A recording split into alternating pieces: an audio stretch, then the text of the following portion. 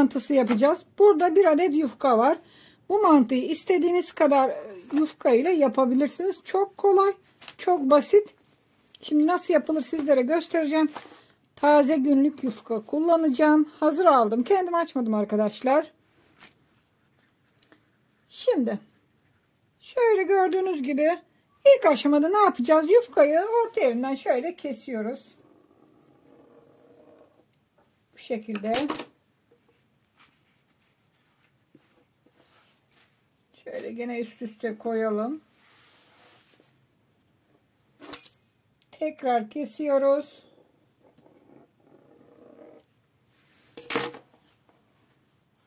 Tekrar üst üste koyacağız. Bakın bu şekilde. Şimdi bunları tekrar ortadan keseceğiz. Evet. Şimdi şöyle bakın. Şu kadar yufkamız oldu. Ve bunları kenara alalım. Şiş mantımızı hazırlamaya geçelim. Bakın böyle bir tane aldık. Şöyle bir şişimiz var elimizde. Çok kolay, çok pratik, bir de çok lezzetli bir mantı hazırlayacağız. Bakın bu şekilde sardık. Sardığımız mantıyı şöyle bakın elimizle toparlıyoruz. Bunda da bir miktar su var sadece. Başka hiçbir şey yok. Bakın yufkamızın ucunu şöyle suya değdiriyoruz ve elimizle böyle yapıştırıyoruz. Bu da açılmaması için bu şekilde bakın çıkarıyoruz. Çok kolay. Bir daha yapalım.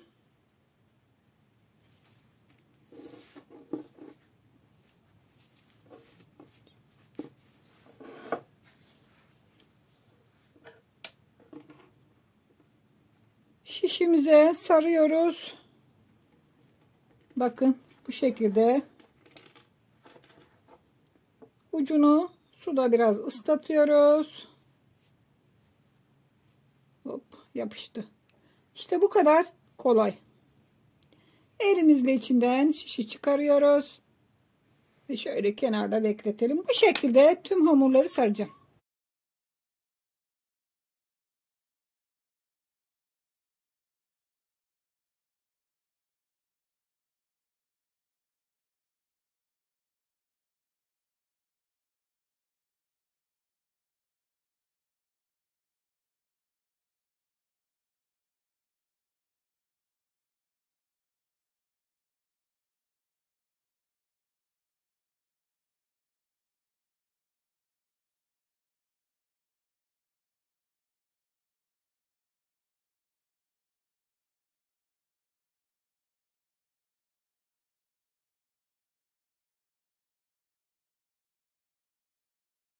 Mantıları hazırladım.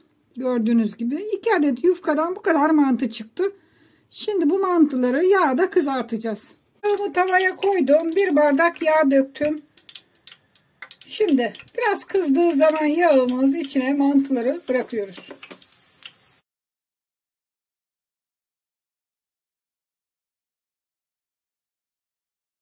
Tavada kızartacağız.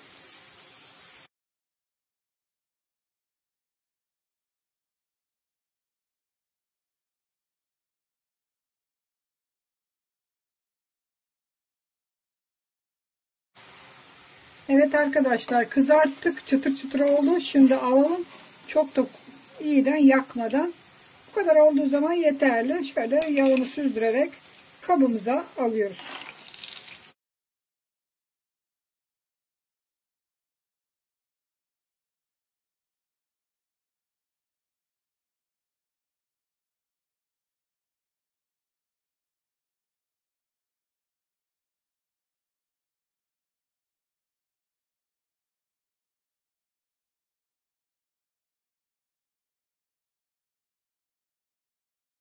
Mantımızı kızarttık. Şimdi ne yapacağız? Sosunu hazırlayacağız. Bunun için 1 adet soğanı rendeledim. Çabuk pişmesi için üzerine şöyle salça ilave ediyorum. Çok lezzetli bir mantı hazırlıyoruz. Koyduğum malzemeleri şöyle karıştıralım.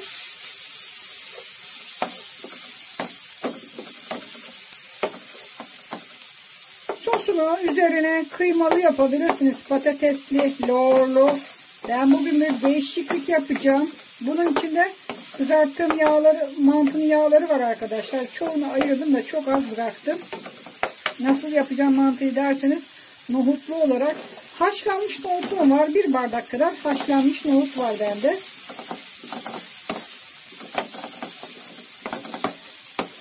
Et kullanmayacağız. Nohut kullanacağız.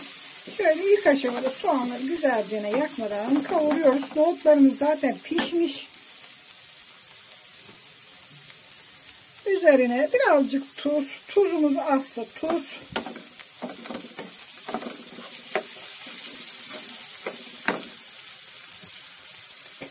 Çok değişik olacak arkadaşlar. Şöyle bir miktarcık nane. Bakın çok az atıyorum.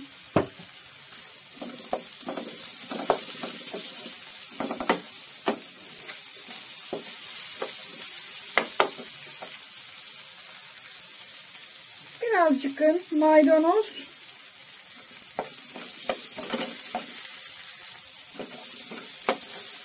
Evet, ben bugün mantıyı nohutlu olarak hazırlıyorum.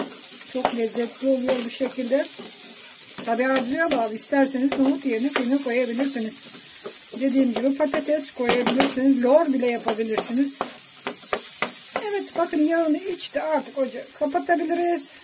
Şimdi mantımızı tabağımıza koyma aşaması geldi. Kızartmış olduğum mantıları şöyle tabağa şekilli şekilli koydum. Üzerine yoğurt koyuyorum. Yoğurt sarımsaklı, sarımsaksız arzuya bağlıdır. Ona göre koyabilirsiniz arkadaşlar.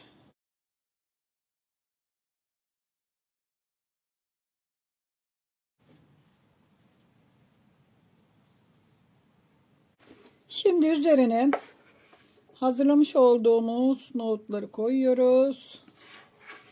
Bakın bakın ne kadar güzel oldu.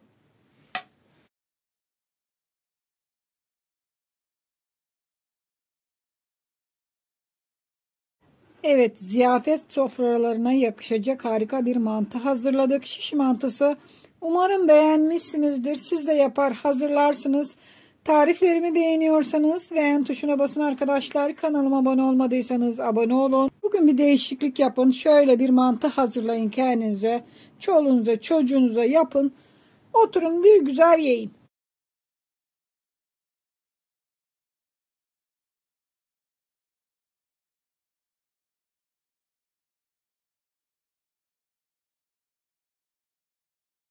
Hoşça kalın, afiyetle kalın.